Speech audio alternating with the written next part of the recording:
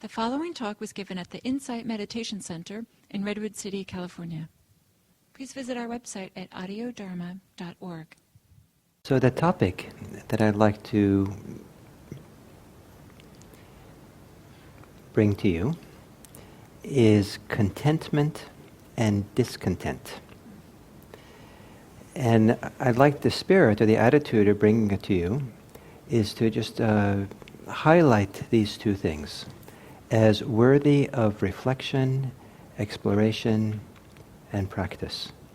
And so that you will hear some ideas about it and then go into your life and look at how you are content, how you are discontented, how contentment might support you, and how discontent, how it operates for you in your life. There are times to be contented and times to be discontented. There is wise contentment and there's foolish contentment. There's wise discontent and there's unwise discontent. So to kind of find your way with this is very important. And one of the to explore this and consider it, I think it's important not to have a one generalized idea of contentment is always this way or discontent is always this way, but rather it's situational. And in fact, there can be both discontent, healthy discontent, and healthy contentment that operate together at the same time. So, and one of the ways to consider this also is not just to do it kind of intellectually with ideas, but to really become familiar with what contentment feels like in your body, what it actually feels like as a lived experience. Because if you know how it feels, then that can become a guide and a support for understanding how it operates in our life and how we can be content in a way that nourishes us, supports us, creates good conditions for us to move on. And also the same way to understand in an embodied way what discontent feels like. Because if we have a physical experience of what it's like to be discontented, we're more likely to be able to understand how to relate to it or understand the causes of it and how to be wise with the discontent. So one of the steps along the path to liberation the Buddha taught is to be content. And contentment is a kind of a happiness, maybe a subtle kind of happiness, where we feel settled, we breathe easily, we feel our body's weight is at rest in itself, and there's a kind of acceptance of something about the present moment, so that we are at ease and settled about being here, content and happy, maybe being grateful about what we have here. And one of the places to really, for meditators to really experience this and appreciate this is in meditation itself. Because it's hard to develop meditation in any kind of fullness without sitting here and being content to some degree. So if you're sitting here and you're mostly discontent with all kinds of things out there in the world, it's going to keep your mind agitated and jumping around. And you're going to feel kind of physically unsettled in that discontent. And so in that agitated mind, agitated body, it's hard to kind of allow the mind to settle and get focused and present here. But if you know how to be content in the moments, in the minutes that you're meditating, that contentment brings with it a ease, a settledness, and more important, an interest and a willingness to be here in this experience. So for example, I might be very discontented with some of the things in my life. And it might be I have the wrong car, the wrong clothes, the wrong watch, the wrong phone. There's all kinds of things that, since I bought these things many years ago, there are improved versions of all of them. And so, it'd be really good to have, the latest, the greatest something. So I can sit and meditate, think I'm meditating, and be thinking about, being how unsatisfied I am and how can I plan and how can I go look for this and that and, when are the stores open on Sunday and I hope, I want to get there right away, and if they open at 10, then maybe should I stay for the talk, or what should I do? And so, the mind is discontented. But if instead you call upon contentment here, that, maybe there's something about being content, that you have, for these moments, you have the blessing to be able to sit quietly and peacefully in a room of other people meditating. At this moment, maybe there's no pressing demands for you. At this moment, there's no one maybe who's harassing you. And maybe you've had enough to eat. Maybe you have enough clothes to be comfortable in this setting, or something. So, and it's maybe you see it as a blessing to be together with other people who are meditating. I hear a lot from people who are all over the country and sometimes the world who feel very alone as meditators and as Buddhists, and how difficult it is to be in communities where no one else does it. I talked to someone yesterday who lives in a kind of rural town in California, and he says, I can't even tell people that I meditate, because I'd be ostracized in this town where I am, because it's so foreign for what everyone else in this community is about. So he feels very, very alone. And so to be content, maybe, to have, to be together with people who have similar interests, and so to sit here and be content that we can breathe, we can just be present, maybe content just to be alive in the simple moment here and now. Granted, there might be many things that are appropriate to be discontented about in your life and in the world around you. But is it necessary to bring all your discontent up when you sit down to meditate? Or is it appropriate and healthy to kind of appreciate what you can be content about now, almost strategically, so that you can really settle in and get deeper and more settled and more peaceful here? Because if you learn how to be deeply contented with what you have here and now, this moment, you're going to be in much better a much better position to address the things you're discontented about. But if you're always discontented and agitated, you might not be very effective in really understanding and looking at discontent. Some people justify being discontented, being agitated, because they think that what they're concerned with is really important. And their anxiety tells them, maybe the anxiety kind of gives the maybe subliminal message that this is so important to be anxious, you better keep it up, so that you can really somehow solve these problems or deal with them. But maybe you're actually much better positioned to deal with some of the challenges of the life if you're really settled and calm and not agitated. You'll think better, you'll feel better, you'll have a better perspective of what's going on. So to come and sit and discover, just be content to sit here breathing. Breathing in and breathing out. Being content just sitting here in this body. Being content to just be alive and present for these moments that you're sitting here.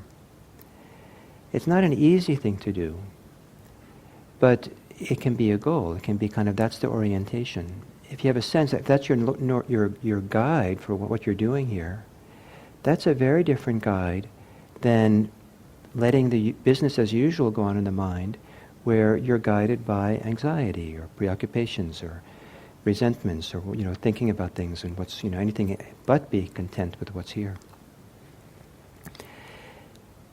So one of the reasons to meditate, one of the reasons to be content when you sit and meditate, is because you are discontented with something. Some people are content. They would never say this to themselves, but in principle, they're content to continue suffering. Sometimes they don't want to have change in their lives, so it's better just to kind of accept and cope and just manage with what's here. They're content just to feel it. Sometimes relationships are not harmonious, and so they kind of let themselves be content with the relationship because the alternatives is maybe too frightening or too difficult. Some people have a certain kind of contentment or willingness to accept their suffering. Sometimes when they never occurred to them, there should be any different way. Some people grew up with tremendous amount of suffering, and they're so familiar that they think, well, this is how things are. The story I like to tell of on retreat, meditation retreat, a student came to the teacher and said, I'm feeling something really unusual. I feel kind of strange. And the teacher said, well, why don't you go back and meditate for a couple more days and see if you can recognize what it is. A couple of days later, the student came back to the teacher and said, I figured out what it is. I'm calm. And it turned out the person had never felt calm at all. Or I've been on meditation retreats where some people have said to me, this is the first time in my life where I felt safe. Because growing up, the community I live in, I've never felt safe. That's quite a phenomenal thing. So if people get used to a certain kind of suffering, certain kind of distress or stress in their lives, and are content just to kind of let it continue, then there's no change. And there is healthy discontent. I don't want to keep living this way. I want to change this. I don't want to always be anxious. I don't want to always be on my guard and afraid. I don't want to always be filled with desires and addictions and wanting something. I don't always want to be suffering. So, propelled by that discontent, I'm going to sit down and try to be content in this moment, for this. Not content with the suffering, but content with some kind of contentment that I'm sitting meditating. What I have right now is good enough in order to practice. And now let's try to practice deeply, get settled and focused and present here with this. So what I'm suggesting is, one of the things you can do in your life, in terms of contentment, is to go pick the low-hanging fruit. Actually consider and think about what are some of the reasons why you might have some contentment here and now, more often in your life than you do. Because sometimes the momentum of the wanting mind, the frightened mind, the agitated mind, the spinning mind, the discontented mind is so strong that we don't stop. But perhaps there's more things to be content about in your life than you realize. It has been pointed out, I don't know how true it is, but I suspect it's pretty true, that we live in some of the most affluent situations of human history, not only about the human world right now. And I wonder if we're actually more discontented than people who have a lot less. What's that about? It's kind of strange, right? The standards, the expectation, the comparison to other people, what we think we need to have for a successful life to be happy, it keeps going up and up and up. And I remember when I first was living here in the peninsula back in the early 90s, I had I was living in San Francisco, and I lived up there for about 5 years. I'd come down here in the 90s. I would come, and drive down here and study at Stanford and teach the Monday night group that we had back then. And I had an old Toyota that I was very happy with having. And in San Francisco, it was like, it was an ordinary enough car, especially in the kind of poor section of San Francisco where I lived. It was an ordinary enough car. I was completely content with my car. Didn't think about anything about wanting a different car. But I would come. This group used to be in Palo Alto, so once a week I'd be in Palo Alto driving around, very content with my car. But slowly, over a few years, when it was insidious, it kind of entered my mind.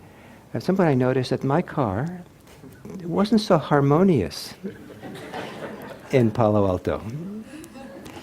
it kind of stood out, being an old Toyota and what it was.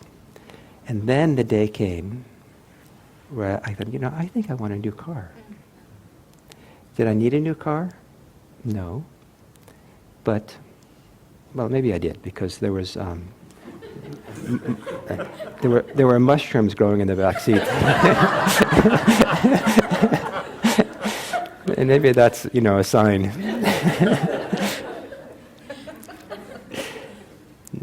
So, but I could see how the influence of being in Palo Alto and what I compared myself to affected my contentment and discontentment. So it's actually quite dangerous to live in certain environments by the messages we get, or what it means to be a successful person, or a praised person, or what pleasure is and all that. And so we have situations in the world, I think, where there are people who have very little, and people come from privileged background and go to these, and are so amazed how happy and contented people seem to have with very little. So what's that about? And how does that work for you? How does that fit into your life? One of the purposes of Buddhist monastic life, monks and nuns, is to be an example to other people about how to be content in a life of simplicity. And from, an affluent lifestyle, monastic life can seem ascetic. However, there's a wonderful story of, there was a monk named Ajahn Amaro. Ajahn means teacher. Amaro was an English monk who lived here in California for many years. And he came in the early 90s to San Francisco. And someone was giving him a tour of downtown San Francisco and was explaining to him the American financial system, banking system. And at some point, the tour guide, his friend, turned to the monk and said, "You're wealthier than most Americans." And the monk was kind of like a little shocked, because he wasn't supposed to have any money. He had no money. He had the kind of vows of poverty where he wasn't supposed to have any money at all. And he said, well, he was like, how can that be? I have nothing. All I have is 2 sets of robes. I have a bowl, begging bowl, and my shoes. And back then, I don't think he had much more. Maybe, I don't know if he had medicine. He was relatively young, healthy. He had a place to live in a monastery. And, but very little possessions of his own. So how could it be that I'm wealthier than most Americans? And the guy said, you're not in debt.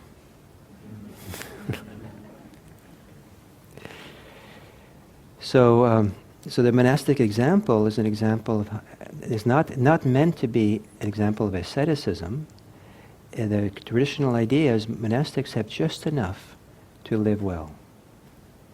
They have just enough medicine, just enough clothes, just enough housing, just enough food, so they're comfortable but not ascetic. Not indulging in all these things, but also not deprived, but just enough.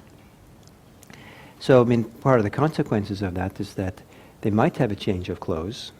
They might have 2 sets of robes, but they're the same. And there was when I was in Thailand, there was a custom among some of the monastics that I saw that, I don't know exactly what their mental thinking was, but what they explained was they were supposed to be just content to wear whatever they had without any vanity. And so it turned out that these robes, they're made up of all these patches of cloth that are sewed together. And so they're sewed together, and so there's I guess where the seam works, there's an inside and an outside, depending how the seam is folded together and together. And so in order to not have any vanity, they when they put on the robes, they were supposed to be unconcerned about whether it was inside out or outside in. Content, and so just content with having clothes on to keep warm and keep the insects away, but not concerned about vanity. So discontent. What makes you discontented? what kind of discontent do you have? And is it healthy, the discontent, because it motivates you to change something that should be changed? Or is it a kind of discontent that is driven by desires, wishes and hopes, which actually can never be satisfied? To be content because your desires are fulfilled is a very different contentment than the contentment of having no desires or having less desires. So to be content with getting your desires filled, that means you're kind of reinforcing your desires. And it can mean that desires are perpetual then. And I've seen it in myself, and I've seen it in other people, that as soon as one desire is filled, there's a kind of momentum behind the desire that I want something else. Because sometimes desire comes from a kind of sense of lack or sense of inadequacy that's trying to be filled. And just because I've fulfilled the desire for the moment doesn't mean that deeper underlying conditions are satisfied. And so then I just want the next thing and the next thing. But to be content because you have no desires, or you're not caught in the grip of the desires, is a very different kind of contentment. I've come to recognize, at some point in doing all this practice, I came to recognize that of the different, in Buddhism it talks about different personality types, and there's one personality that's called the desire type. And I think that fits me. I think, for me, I can have, desires are like a dime a dozen for me. They're so easy to have, But so I recognize that about myself. But, a huge percentage of the desires that I can have in my mind, I'm content to just let them pass through. That's interesting. Okay, that's interesting. Thank you for the message. And you just let them go by. I don't have to pick them up. They don't drive me. There's not a discontent. There's not a drivenness around them. That's what the mind does. It's kind of like idle chatter. The mind has these thoughts of what it wants, and sometimes they're kind of fun to see what the mind comes up with. But it's just let them go. So to be content because there are no desires, or be content because the desires we have, they have no power over us. There's no force behind them that makes us discontented. They just come and go. In terms of discontent, the Buddha talked about the 8 worldly winds, the 8 kind of winds of the world, or common currents in the world, which help people become discontented and unhappy. They get caught by. These are pleasure and pain, gain and loss, praise and blame, and fame and disrepute. Some people are very motivated to avoid discomfort, pain, and to have comfort or pleasure. And that seems to be almost like, some people's operating principle is to be reacting against one and for the other. And the more pleasure we can have, the more successful we are, the more content we are, or something. But that's a kind of also a recipe for not really being deeply content with what is, but always needing to adjust the circumstance, the situation we're in. So in Thailand, one of the little teaching exercises that meditation teachers will do there is ask someone to take find a very comfortable chair. More comfortable the better. And go sit in the chair and don't move. And see how long you're content and comfortable in that chair. And it's the little exercise is a lesson that even the most comfortable chair is not comfortable for a really long time. At some point you want to shift and move and readjust your posture so that you can get comfortable again.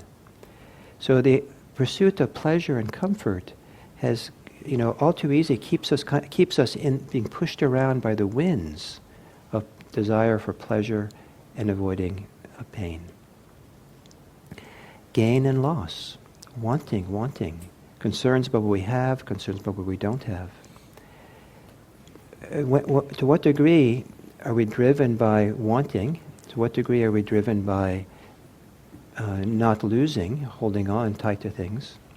Is there a healthy disconcern or freedom from gain and loss, measuring our life by what we have and what we don't have? Measuring our life, so if I'm, in my car, that story, I was happy with the car I had until I was in a different environment. And then I was interested in the gain, wanting something. So I was kind of discontented. So gain and loss. And then praise and blame, that's really powerful for people. Some people are addicted to praise. Some people are very, very sensitive to any kind of blame, any kind of criticism, because their sense of self is maybe insecure, their sense of self is very fragile, and so they constantly need to be propped up, constantly needs to be defended, or constantly feels I'm somehow fundamentally flawed. So even something which is not blame strikes us, penetrates us with pain. So praise and blame. And then there's the last one is fame and disrepute. So a little bit connected to the first, but to have a big reputation, a lot of people know you, is a goal for some people in our society. I read yesterday, what was it? Someone said, a young person said, what she was saying was she didn't care why, she just wanted to be famous. And it seems that we've had some of the people, especially seemingly young people who've done serial killing, like in schools. It's partly to be, not exactly become famous, but be well known and respected. Kind of a fame that motivates them. And to disrepute, to lose your reputation, to have people not like you. These are winds, these are concerns, these are kind of swirling forces that drive a lot of discontent and a lot of unhealthy behavior in people. Is there a healthy way of not pursuing pleasure and avoiding pain, where we're just content with what is? I'm not going to answer that question, but it's a more than just a very specific way, but it's a good question for you to consider. Is there a time and place to be content with what you have? So one of the places that's a laboratory for this question, to explore it, is in meditation. If you're basically safe, healthy, things are well, and you sit down to meditate, and it turns out your body gets uncomfortable as you're meditating, and within reason, that discomfort is safe. You're not going to harm yourself. Are you better off shifting your posture, looking for pleasure and comfort, or is there something to be, some kind of a personal maturation and freedom and growth that you can find by sitting with that discomfort and learning how to be content with this, not needing it to be any different, continuing to breathe, settled, just this is how it is. So I've certainly learned this a lot. I've had a lot of time to be uncomfortable in meditation. I've been doing it now for over 40 years. That's long enough to learn some lessons about it. And I've learned, within reason, I'm so much more comfortable now with physical discomfort than I was when I was 20 in meditation. I used to fight, I used to struggle, I used to be quite tied up in knots about having discomfort in my body, that now it's just like, it's like no big deal. Same intensity, but I'm at ease and comfortable, and it's not an issue for me. In meditation itself, gain and loss, is that operating as you meditate? Some people are very driven in meditation to a gaining mind. They want to get something. They want to get concentrated. They want to get joy, bliss. They want to get something. Or lost. They want to get rid of something. Or they had a comfortable, nice meditation yesterday, and it's not here today. I've lost it. I'm a meditation failure. And so the whole idea of gain and loss can play itself out in meditation. Praise and blame can also play itself out, mostly in our imagination. You know, I'm sitting here, I'm probably the only person who's the meditation klutz here today. You know, good thing everyone has their eyes closed, because otherwise they'd realize that, you know, I'm failing at my meditation. And so we're kind of criticizing ourselves. We're blaming ourselves for how we are. Or we're praising ourselves. You know, certainly I'm the only one who's on the brink of enlightenment here today. And who are these, you know, bumbling fools who are making all this noise around me? So, you know, our mind has, you know, can be caught up in praise and blame, and we've internalized perhaps how important it is in our society, and we continue it for ourselves. And then fame and disrepute. I guess those kinds of thoughts can come up in meditation, and you can look at it and see what goes on. All these things, as they arise in meditation, can help us to ask the question, what's the discontent here about? Is this appropriate now? Is this the kind of discontent that I should be discontented about having? And instead, can I look for contentment? How would I be content right now? In what ways would be appropriate to experience contentment, to tap into it? So it nourishes me, supports me, helps me to be here, helps me to breathe easily and lightly, so I'm not so agitated. So how is it that you can be content?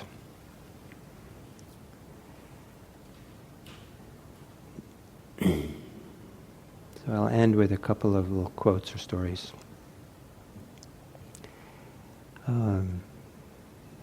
Famous American Ben Franklin is supposed to have said, a rich person who is discontented is poor. A poor person who's contented is rich. It's a kind of interesting, you know, look at it. What is wealth and what is poverty? Is there some kind of valuable wealth in contentment? The Buddha kept repeatedly referring to wealth in terms of inner qualities people have. Not monetary wealth, but is there kindness was a wealth, compassion is a wealth, contentment is a wealth. Maybe it's more valuable than a lot of money. Maybe money is sometimes a pursuit for contentment that can be attained much more easily. So there's a story of the famous wise fool of Sufism, Mullah Nasruddin.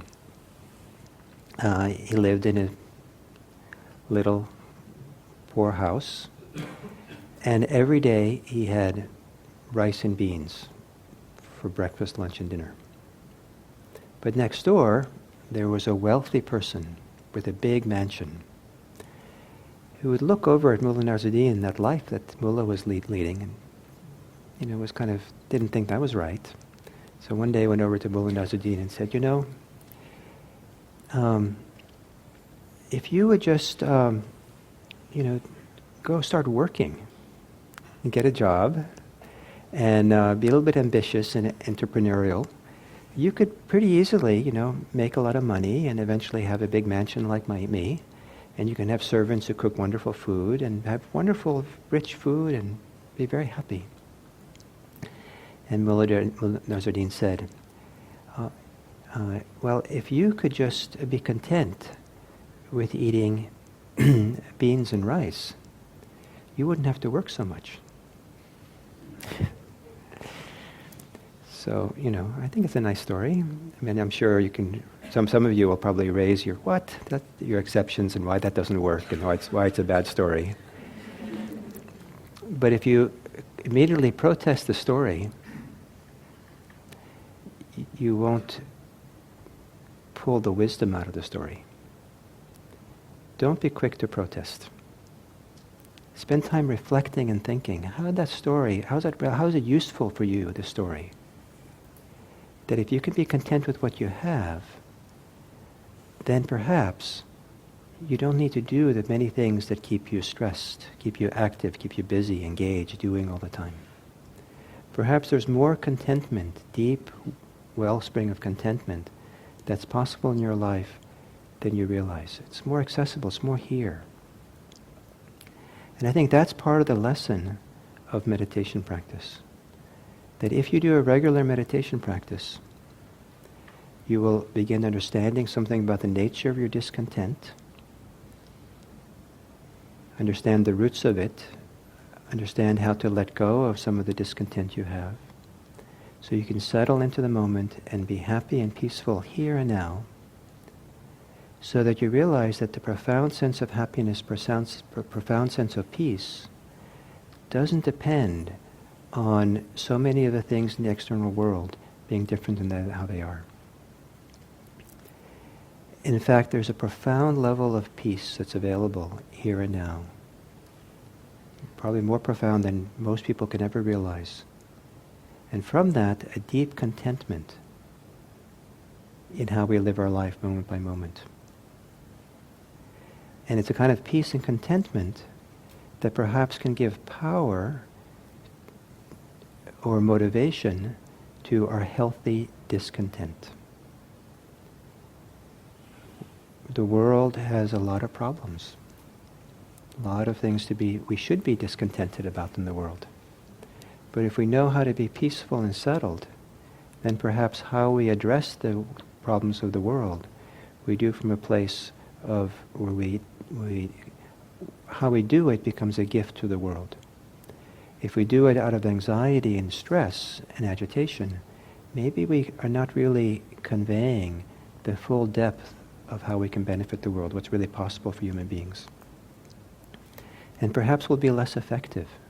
I would like to believe that once we know how to be deeply contented in ourselves, that actually we can be more effective in our discontent about the state of the world. The two can go together, content and discontent. So we have a few minutes before the end. Any comments or questions? Anyone who's discontented with the talk? Yes, that was fast.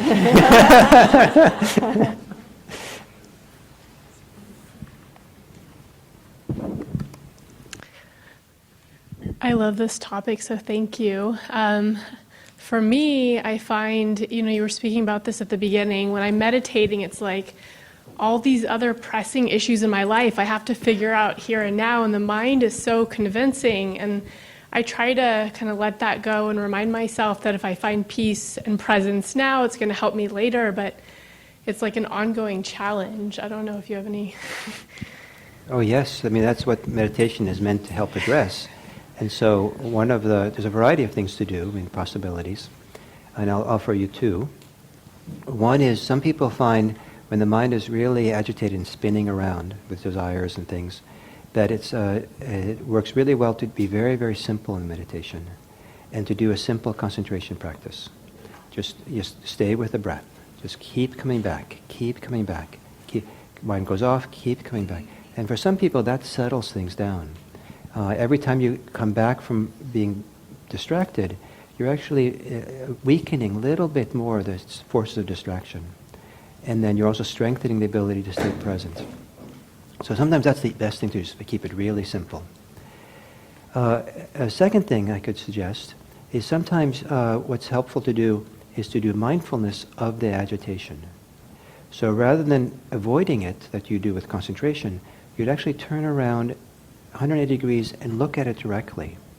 And look at it kind of with a big mind, with a spacious, open mind, kind of like you're in a big room and your agitated mind is over there.